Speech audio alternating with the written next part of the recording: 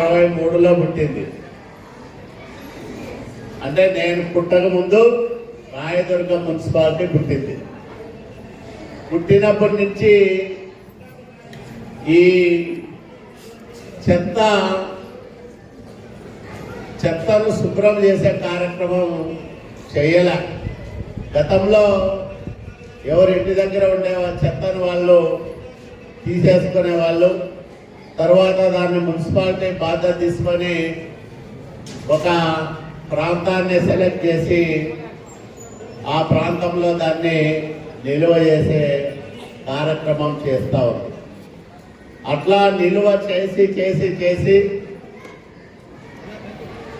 2024లో మన ప్రభుత్వం వచ్చే నాటికి రాయదుర్గం మున్సిపాలిటీలో పట్టణంలో ఎంత చెత్త పోగై ఉందంటే 78,000 మెట్రిక్ టన్నుల చెత్త పోగై ఉంది.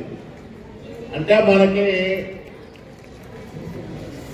లెగసీ అంటే వంశపారంపర్యంగా వస్తూ ఉందంటారే అట్లా 78,000 మెట్రిక్ టన్నుల చెత్తని మనం వచ్చే నాటికి నిల్వ చూసాం. మనం వచ్చిన తర్వాత దాన్ని పూర్తిగా శుభ్రం చేయించడానికి ప్రయత్నం చేశాం.